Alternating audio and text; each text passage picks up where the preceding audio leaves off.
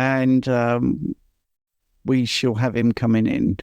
So there are questions in the chat, and there's also questions online. Hello, Matthew and Jacqueline. You're saying, hi, both. I keep having energy slumps in the afternoon. A wave of tiredness hits me. Any ideas?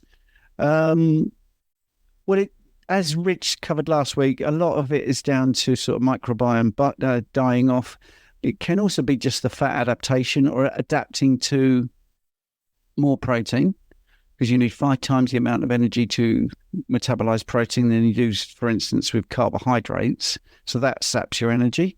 I think the fat adaptation is a big thing, because although that doesn't take a lot of energy initially, it's in your system for about 5 hours compared to protein, which is in your system for about 2.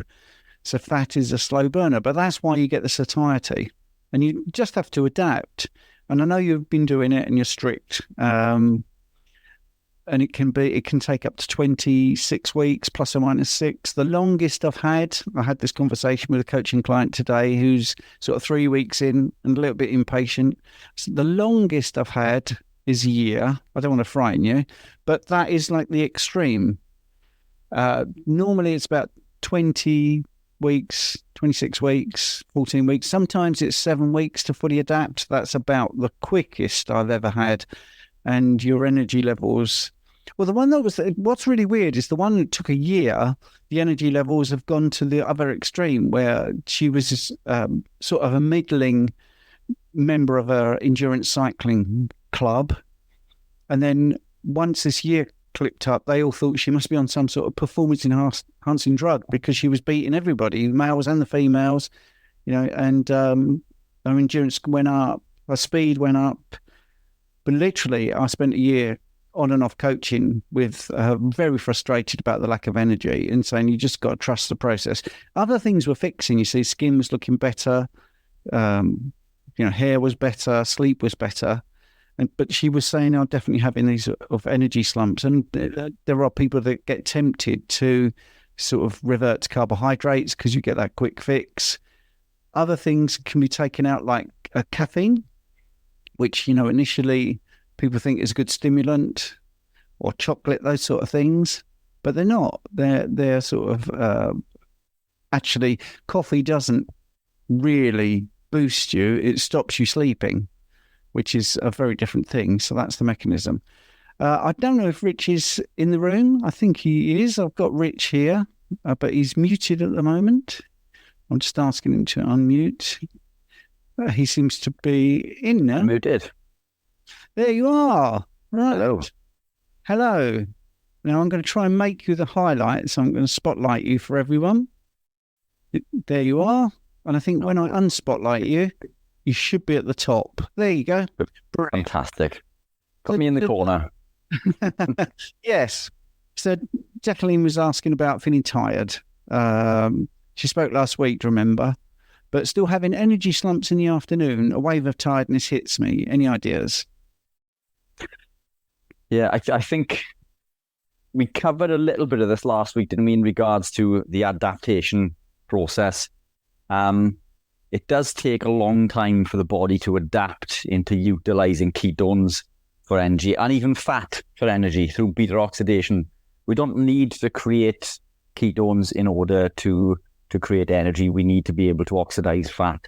The body does this fairly inefficiently when we gravitate from a lifestyle that is rich in carbohydrate. And I think we probably mentioned this last week also, the gut microbiome needs to change.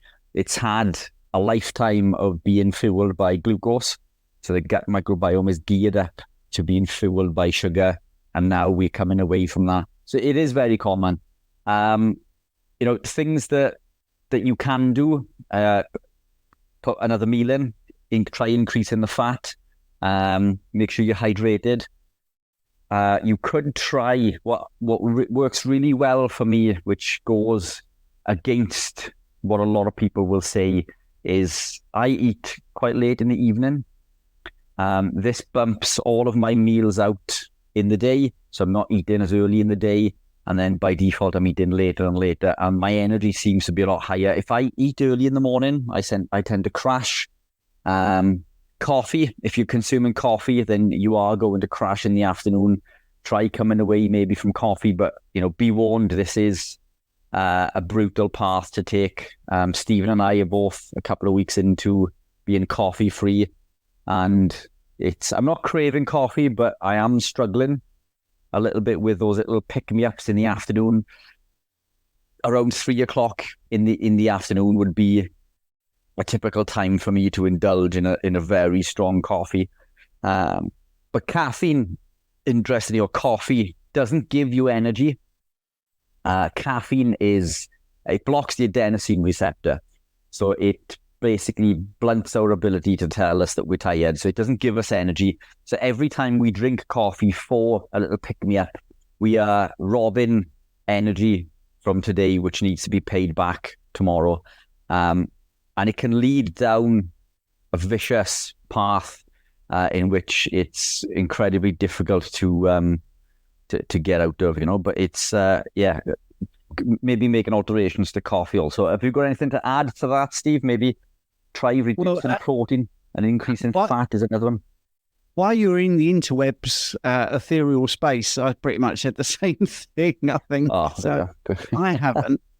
Jacqueline's in the room if she wanted to do a follow-up and just ask you anything else. But I think, I can't tell from her face whether she was happy with that answer. So let's have a look. Jacqueline. Hi, everyone. I suppose I'm struggling with the vagueness of it all. Like, it can take a long time. What is a long time?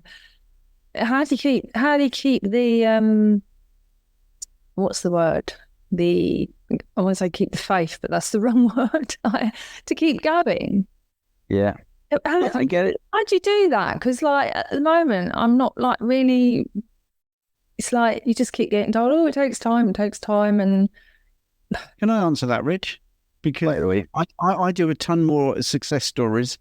Every time I coach someone, when it's only today, someone that was very skeptical 7 weeks ago had a moment where she went, I can't believe it. It's like my brains are switched up. And the first thing I said was, right, will you do an interview? Because that's what got you to come and speak to me. Right? And trusting the process of keeping the faith, or whatever you want to say, however you want to put it. I don't think we're vague. I think, I clearly said sort of 20 weeks. The worst is a year I've experienced. Sorry, I didn't mean you personally. I just... Okay. We're very clear. The thing is, what would you want, though? Do you want us to be like, it's going to be 4 weeks, definitely, and then when it's 5 weeks, you're disappointed? I'd rather be truthful. And even this week, I sent a video out saying, why is it that some people take a long time? Well, that's because partly it's what Google, YouTube, Instagram feed you. If the story is a miracle, because I do success stories across the board, instant results, 7 weeks results, I do it all. The ones that get all the traction is because people like them and watch them, is the ones that are miraculous. So the people that fit into your category are a little bit fed up, it's taken a long time, it doesn't get seen enough.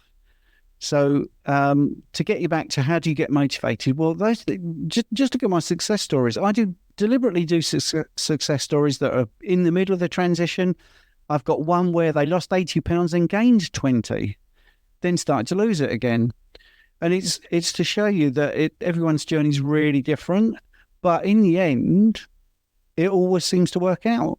I mean, I've got over 1,000 clients that have been through this, and I can tell you it hasn't been a bed of roses for me coaching these people, because a lot of times things, trip up, they get fed up, they get demoralized, they fall off the wagon. That's a common phrase I hear. They lose a lot of weight initially, then they put a little bit more weight on. Whatever it isn't a linear journey. I'd love to say it is a linear journey, but it isn't. Rich and myself, we have setbacks.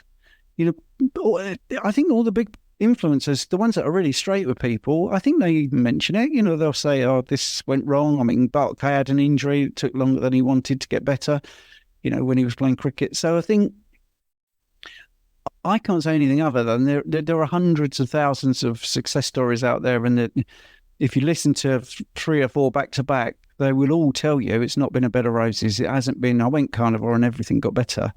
quite the reverse. Most of them say that this didn't work, that didn't work. I tried pork and chicken, and it's really difficult to give you a definitive answer because everyone's so different. But the bottom line is, you see resolutions in the end. I mean, obviously the thumbnails that I put onto all these videos are always huge transformations off their diabetic meds, lost 120 pounds, reversed thyroid disease. It's got my mental health back, slept the best I've ever slept for 40 years. So, I don't put videos of failures up because that doesn't happen. So, if you eat this way and you follow it and you don't fall off the wagon, or your family tell you you're an idiot and coerce you, you trust the process, it will work. I think that's the thing you're up against a lot, aren't you? I mean, I don't know anyone else doing this, only online. I don't know anyone immediately. And they all think you're bloody mad and against a lot. And then if you're not able to say, well, actually, I feel amazing, do you know what I mean? That even more. Yeah. Yeah. Jack, how long have you been on the lifestyle now? 5 weeks. 5 weeks, okay. I don't need to lose weight. I'm not unhealthy. Okay. I don't have any conditions I'm trying to get rid of. I just thought that it for optimal health. But at the moment, I'm thinking this is a big mistake. Do you know what I mean? Yeah. Okay. So 5 weeks, is incredibly early into the journey. Talk us through briefly what you would eat at what times of the day currently. Okay. All right. So today, I had, oh God, what did I have? It was a funny day, so I ate a bit later because I had to go somewhere. So I ate about 10:30. I had eggs, 4 eggs, and some ground beef. And then in the afternoon, I had a cup of bone broth with some butter in it, homemade, a big mug of it. And then this evening, normally I'd have steak, but we didn't have any, so I just had a massive pile of more beef, minced beef, and 2 fried eggs. Okay. So, I mean, that's a lot of butter added. Yeah. So this is, that's carnivore. Carnivore at its core. I think you may benefit a bit more from being maybe a little bit more lenient in regards to being maybe aiming towards a ketogenic type lifestyle. And the reason for this, Stephen and I didn't wake up being carnivore. We've incremented into this gradually over a couple of years. It's easier to increase ketones if you're concentrating on the fat and the protein over just the protein, as in being carnivore. You may benefit more by being a little bit more lenient. Does that make sense? What time is your last meal in the day? I had it at 6:30 today, 6 o'clock. And that's your last meal? Yeah. Okay. How do you feel about trying to move it out to maybe around now as your last meal, maybe 8 o'clock-ish? Yeah, but there's some people keep saying that you need to be digested before you go to sleep. No? I eat just before bed. So if we think of a carnivore, a lion or a cheetah in the wild, what is the first thing they do once they've caught and eaten their prey? They have a nap. We've got to almost unlearn everything that we've been taught in regards to health and well-being. I don't know if you were on the live yesterday, but we mentioned things like turmeric and things. Even things like this that we're told are good for us are incredibly bad for us, especially if we suffer with arthritic pains and suffer with oxalate issues in regards to kidney stones and thyroid problems. Yet, in every health store on the high street, turmeric and curcumin will be touted as being this super compound. We've been told the cholesterol is incredibly bad for us. We've been told that red meat is bad for us. So we've got to almost unlearn everything. I'm not saying that eating later is the answer for you, but it was for me. If I don't eat around 8, 9 p.m., 1, I struggle to sleep.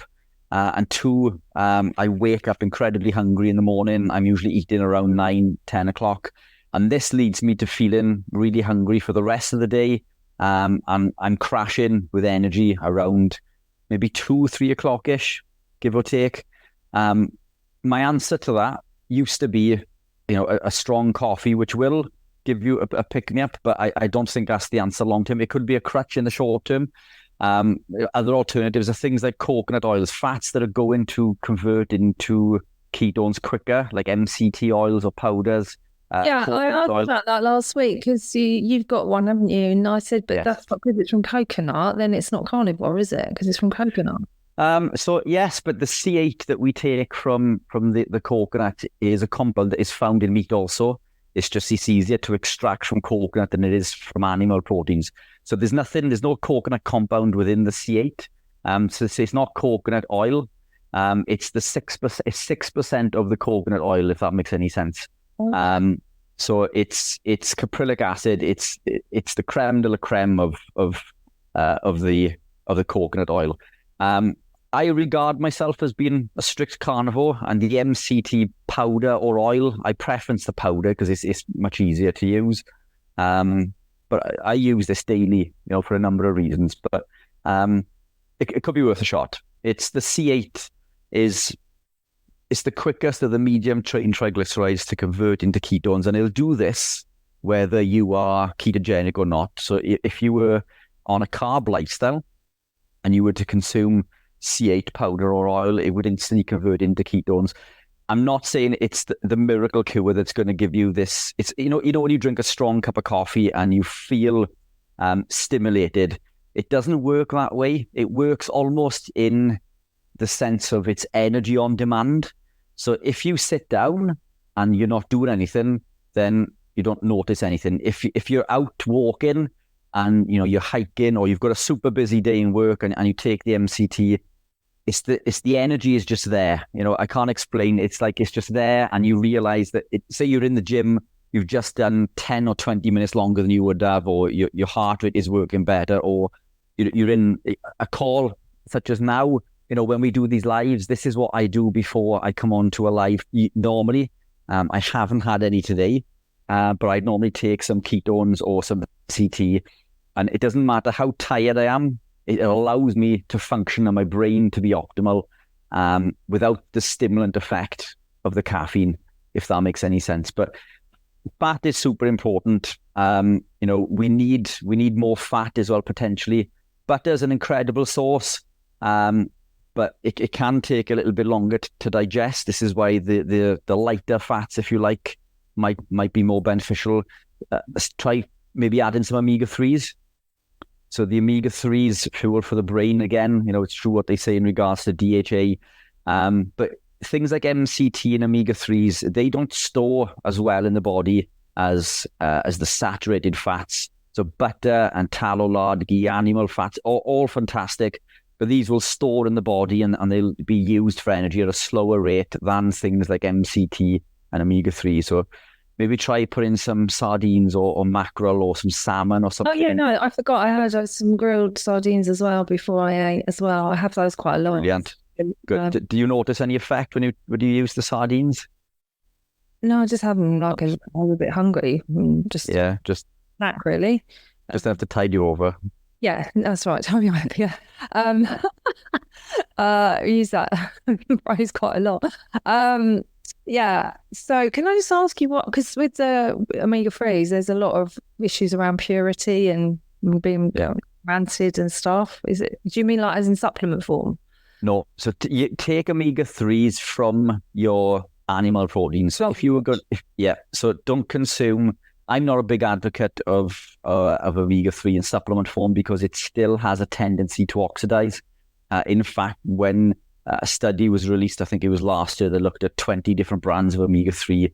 Every one of them was oxidized to one degree or another. And I think 16 of the 20 were past what even the manufacturer would recognize as being oxidized. So they can cause issues in the same way as omega-6s when they are oxidized. The key is to eat fresh. So if you're going to consume, like cod liver oil, for example, eat cod liver. If you want to get omega-3s, then salmon, sardines, and mackerel. I think mackerel is the best. I think that's the highest source in omega-3. Sardines, I think, are number 2. And salmon, I think, off the top of my head, is number 3. But a few little hints and tips there. But look, stick with it. when I was on my journey, the flick switched a lot earlier for me. It took me a couple of weeks of adopting a lifestyle, but I had a goal. I was clinically obese, and I wanted to do this regardless of whatever outcome. So I just powered through, feeling awful for days and days and days. Electrolytes also, and I'm sure you're probably already using electrolytes. Those were or could have been the game changer for me. But it was only 2 weeks after I went really strict after the previous 2 to 4 weeks. But I went through a period where I felt incredibly unwell. I went to bed and I really thought that I wasn't going to wake up in the morning. But when I woke up, the switch flicked. I could see clearly. It's as if the fog had been lifted. I had this energy in my brain that I hadn't had since I was a young child. It does take time, and I know you want the miracle, the miracle answer. Coffee was a big crutch for me, and it did work. I did to argue. Did I mishear that Stephen said you've just done it in the last couple of weeks? Yeah. I've eaten for 10 years. So why have you just suddenly decided to ditch coffee after all this time? Because coffee contains a compound called acrylamide, and acrylamide is a neurotoxin. Yeah. It's accumulative, which means that, you can get away with drinking one coffee now and again, or 1 or 2 cups a day. I've gone through lots of spells, long periods of time in which I haven't consumed any coffee, and I've been, thriving the same as I do with it, but I never really benefited much from removing it. So I've always put it back in because it does help me when it's back in. When I'm tired, I work 7 days a week. So when I am tired, it's a fantastic crutch, especially when you co-consume it with MCT oil. And that's what a bulletproof coffee is. They do work synergistically to ramp up fat burning, beta oxidation, and ketone production. I use it for, athletic performance. It's good for fat loss because it's a fat mobilizer. So it does have lots of positive traits. And I've never noticed any negative from consuming coffee until recently. So because of the hours that I work and the days that I work, so I'm away in Center Parcs today. We've arrived in Center Parcs today. I came down with a migraine earlier because I've been cutting the coffee out. So obviously my body is trying to fight back, and but still I made the live look for you guys because you're so kind to join for Stephen and I. But for me, I was using coffee as a crutch too much. So I've got a proper bean to cup coffee machine that we had in the shop, which we moved away from the shop, so it's in the office with me. So I would consume 2 double shots per coffee, and I would drink 4 to 5 of those a day. So I was in effect consuming 20 cups of coffee within the day, which is ridiculous. And what happened for me is it started to cause neuromuscular problems in my legs. So I started to get severe pains in my legs. It was affecting the gait when I was walking and running, and the pain just become unbearable. So even 10, 11 years into my journey, I'm still an addict. I'm still addicted to sugar. I think we all are. We all will be. But, I love eating meat, so I don't crave the sugar and things anymore. But coffee was, it was something that I believe that I was addicted to. It was a crutch for me, and it did serve a purpose. But now, it's come to the point where I've realized that it's not serving me any longer. Off the back of that, Stephen removed his, and he's noticed that he feels so much better for it also. So I won't begrudge anybody for drinking coffee. I've consumed it for the last 10, 11 plus years. But for me, now is the time to come away from the coffee. But it could be the crutch that you need to power you through, unless it's causing any downstream deleterious effects, And I add to that, and don't forget, we've got a few other questions to go on to. Brian's got a subsidiary question just very quickly. We will get to that, Brian. You've been very patient, but I just want to say about the coffee thing as well. It's very easy to fall into the trap of the old sort of mainstream way of thinking, because I play soccer on a Wednesday night, and we're on a very hard pitch. And I just thought the aches in my feet were just the fact that I hadn't been playing for 15 years and I'd gone back to it. and therefore my feet would hurt a bit. And then the more I thought about it, the more I thought, well, it should be getting better. Why is this not getting better? So using your example, Jacqueline, about, you're not feeling like there's any difference. I just thought, this is age. It's just a hot pitch. Anyway, bottom line is, I even got to the point where I thought, maybe my boots are too small. So I did everything but think about maybe I should take the coffee out because the acrylamide, and I do Swiss water decaf, and I've always been a big fan of it. So anyway, I thought, I'll just try this experiment, and I took it out, and 2 days later, the pains in my feet after football just completely evaporated. And I thought, well, this is interesting. Maybe there is something to this acrylamide. Now, I wasn't having anywhere near as much as Rich, but I've been drinking coffee for a long time. So what I did was I enjoyed 3 or 4 days without any joint pains, no knee pains, go down the stairs and all that. Great. Did a proper scientific thing, then put it back in. Wow, did I regret that? So, and I've done that twice now because I really wanted to make it repeatable. So I had a whole week where I didn't have it. It was fantastic, absolutely fantastic. And then this weekend, because it was like a big family wedding, I thought, do you know what? I'll have a couple of coffees. So I probably had 3 over the weekend, not a lot. And then this morning, I went and did some coaching for an hour. And I said to my soccer coach, can you believe it? It feels like my boots are too small and I can hardly do anything that I did last week.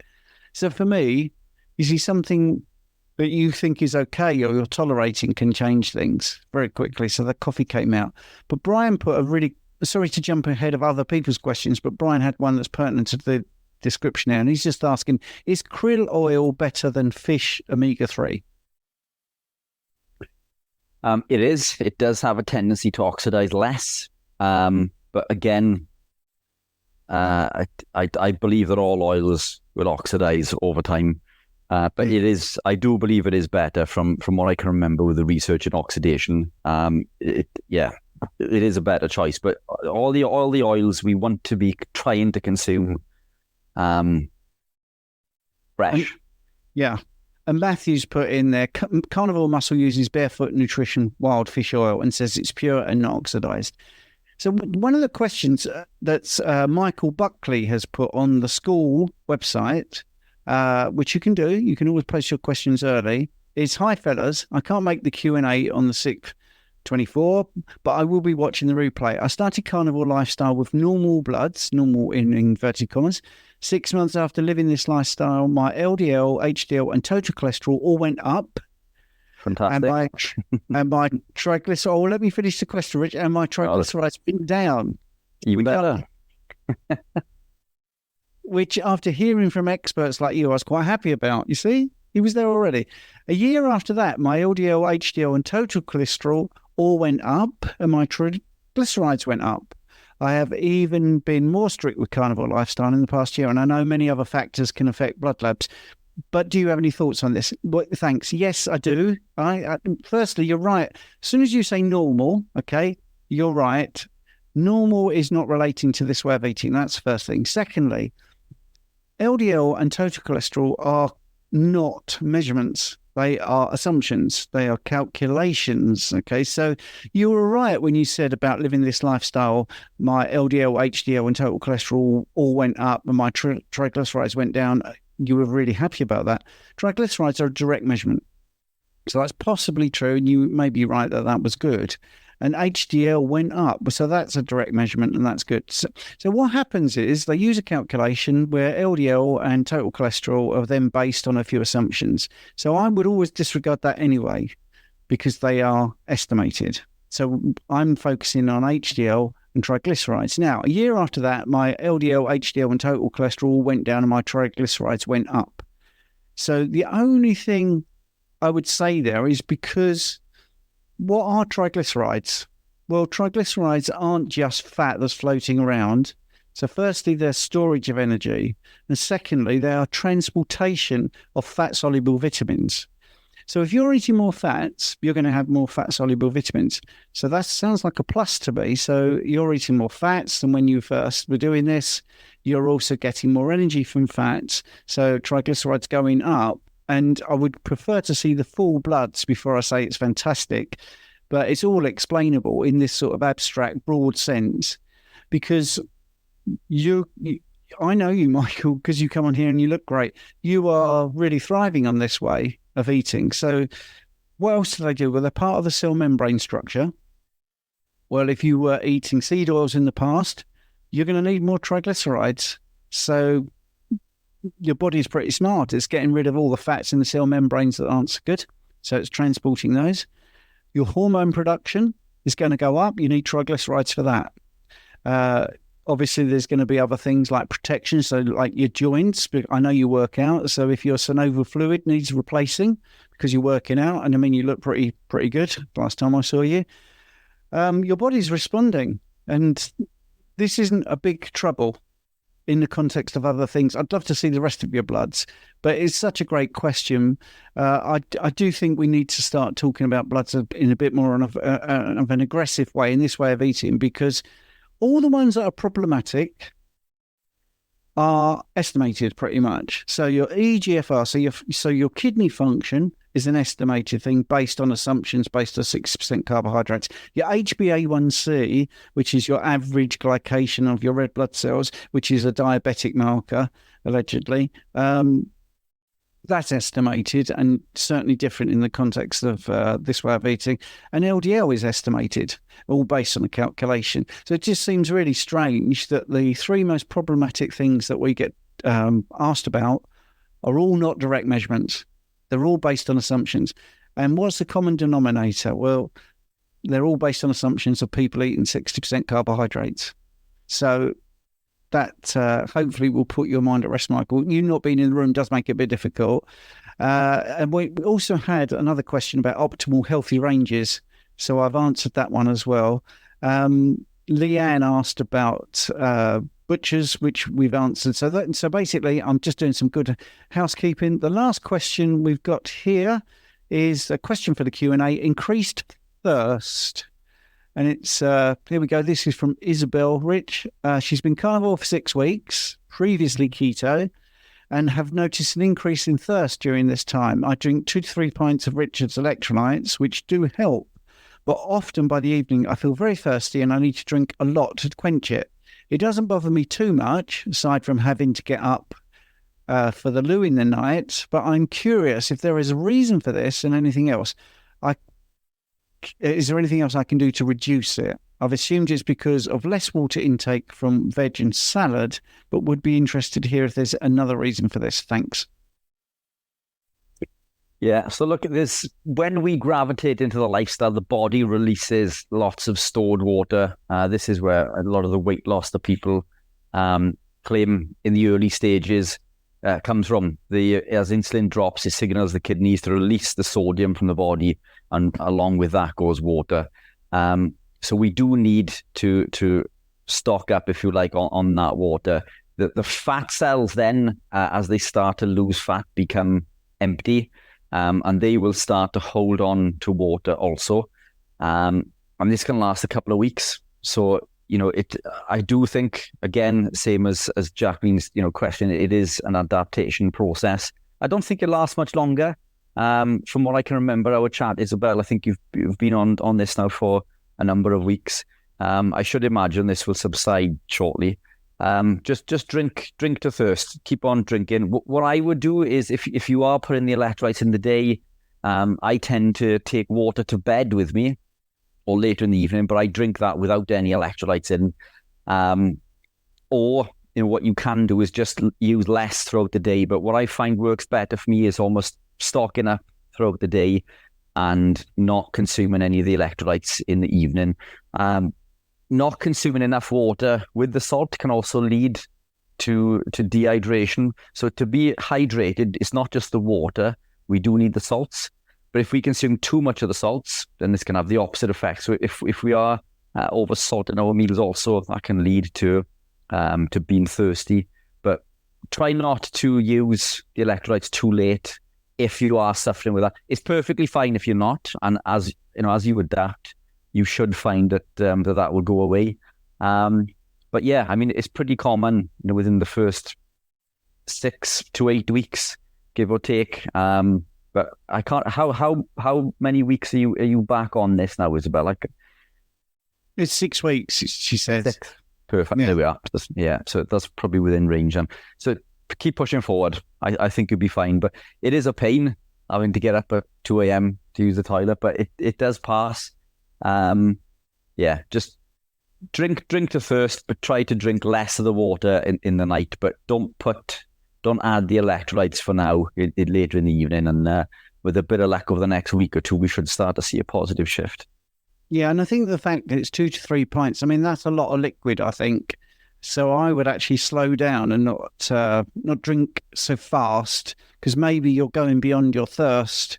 So I would sip your water, because I would reckon if you look at your urine when you go to the loo at night, it's clear, which would say that you're drinking too much water. So that could be another thing. I do think that this is one of the most interesting subjects. I mean, possibly I have 2 of those a day at the most. I'm just holding up a glass of water for people that have got an audio podcast. So yeah, there's other things. You're getting rid of fibre in your body as well, which obviously holds on to water. That's all clearing out of your colon. So that could make you feel a bit thirsty as well. But yeah, a couple more weeks. And as we said earlier, trust the process, I think, because it's a common question, and thirst does definitely sort of level out. Helen's asked, again, this is on the school website. It's one I missed, actually. I've been feeling an excess of energy. You see, now this is what's really strange, isn't it? See, we talk about lack of energy and then we get the other extreme. I've been feeling an excess of energy, almost hyper. So I booked my first high-impact combat class to celebrate and burn off and have exercise and fun. I can't believe how strong, controlled and fast I was. I've never been able to work out like that on carbs. And when I looked at my smartwatch, I was in zone 5 for a third of the workout.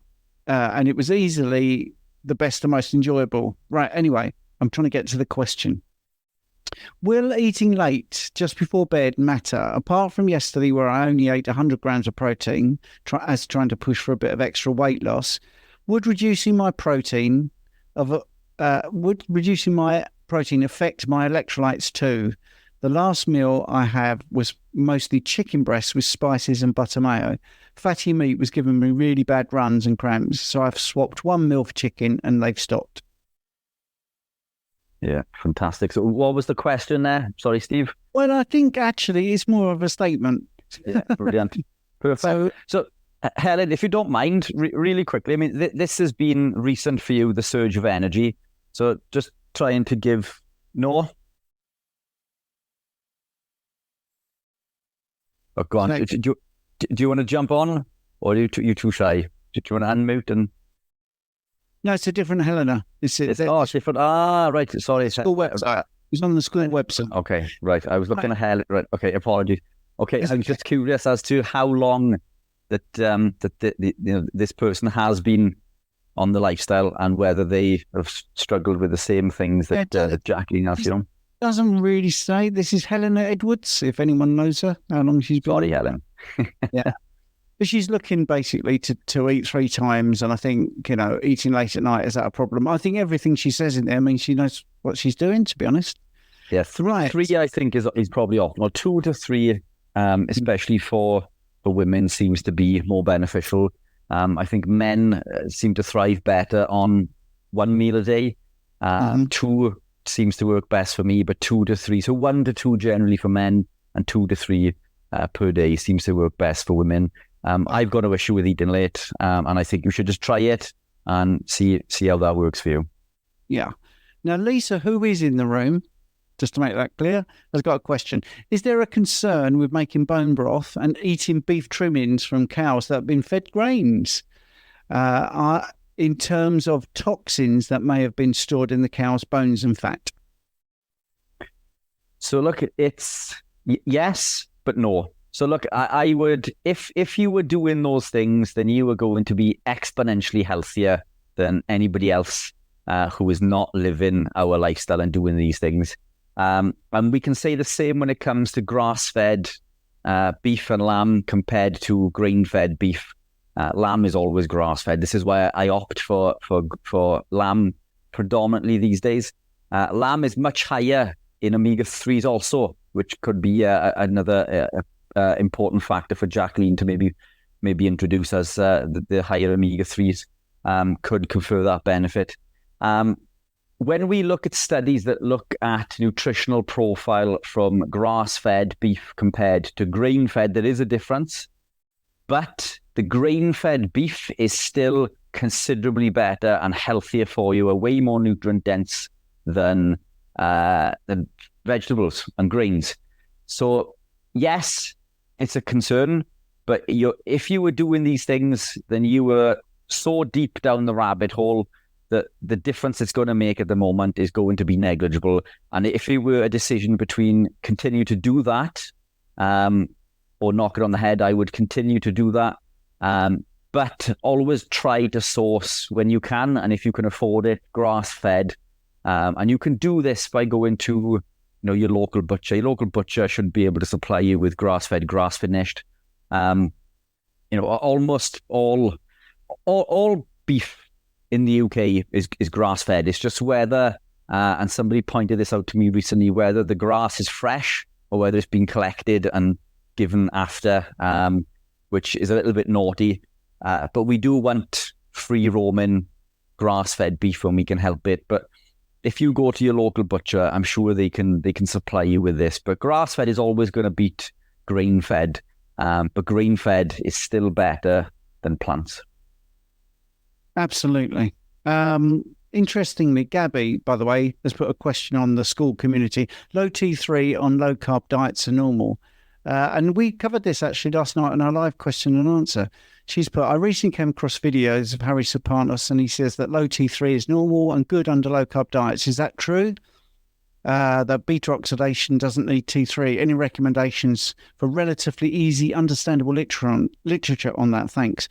I would just answer that. Yeah, exactly that. T3 is responsible for transferring pyruvate across the mitochondrial membrane. And if you're not processing glucose, then you need less T3. I mean, that's it. Yes, you could have lots of studies on that if you want, but it's really that in a nutshell. You can get more nuanced if you want, but T3 is there to do its jobs, and if you take one of its jobs away, you need less of it. It really is honestly that simple. I will try and find a study if you want, but hopefully that will be enough of an answer. So, Rich, I know you're a bit pulled out for time tonight, and you're in Centre Parks. There's no more questions on the school website, and there's none in the chat. Was there anything you wanted to say, or is there anyone watching that wants to ask something? Ooh, something else has just popped up there from Michael, I think. But I can't see it. Yeah, I think Michael is one of our better contributors, actually. He seems really on the ball with everything. As long as no symptoms are associated. Yeah, and I think that's true with everything. I normally do say that. Clinical presentation is really important. If you've got low T3 and you've got unexplained weight changes, or you're dizzy, or you're hot, cold, if there are changes in your body, but normally people write that in the question if that's the case. But I would definitely say we need to look at all the values in the bloods at the moment and just make sure it's in the context of this way of eating, and also in the context of being optimal rather than hitting the range that we think is just normal. Yeah, I agree. And when it comes to, thyroid hormones, if we are looking at blood panels, TSH is also a good indicator, because if we are struggling with T3 production, then TSH would be elevated. And what we seem to find in a low-carb, ketogenic or carnivore state, TSH is in quote-unquote normal ranges or even low. And again, as Steve says, this just shows the body's ability to carry out the work easier because it has less work to carry out. And it's the same way that we can view insulin sensitivity.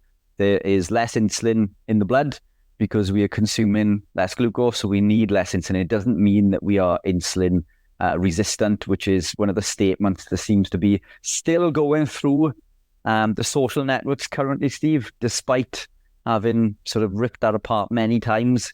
Insulin resistance does not exist in a low-carb ketogenic state, and it's just a lack of understanding on how insulin works. and how the body works in general. I can see a couple of other things popping up. I can't see any things on my phone there, Steve, other than the fact they're just popping up. Are there a few other questions? Yeah, well, let's put your mind at rest, Richard.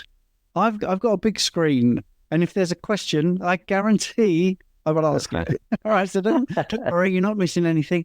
All we're getting is very good, intelligent comments, which on the podcast, we're looking at questions, but I can tell you.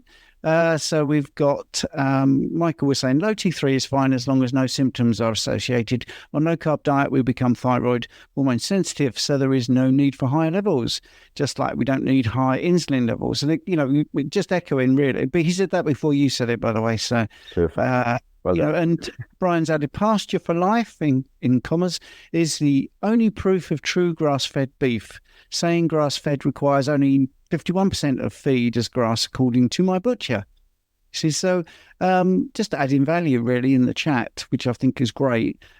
I would say, the blood thing is a big deal for me, definitely, because the sensitivity is never factored in properly. If you're very sensitive to any of the hormones, you're going to have lower levels because its uptake is more efficient. So we need to look at that, insulin sensitivity, and we need to look at the whole body and symptoms. Anyway, right, Richard, we have done every question and nobody else has got their hand up. So should we call it a night tonight as you're at centre parts? One last other, quick run around if anyone has any other questions before we call it a day. But if not, I'm happy to. If everyone... You've done well, sir. So just to plug that tomorrow night I'm doing a live with the Carnivore Team GB at 7 p.m. And before that, I just want to check the time. At 6 p.m, I've got Ken Berry coming on talking about his American Diabetes Society, which is setting up in competition, for want of a better word, to the American Diabetic Association, which is doing nothing to help diabetes patients, sufferers. So that's 6 p.m. tomorrow. So if you are not sick of me going on and tune into that, if you like Ken Berry, that would be very interesting. And if you want to see me again at 7 p.m, Carnivore Team GB is on YouTube. Thank you so much for listening to my podcast. I hope you enjoyed it. Your support means the absolute world to me. And if you're enjoying this show, I've got a small favour to ask you. I'd be incredibly grateful if you would consider becoming a supporter and make a small monthly donation. Your contribution will really help to improve the show. I'll be able to improve the software, maybe put a few more episodes out, and do many things that I'm hoping to do in the future. Do them a lot quicker. So, it's a small monthly contribution. You can cancel at any time, and the link is in the show notes. Thanks very much for listening.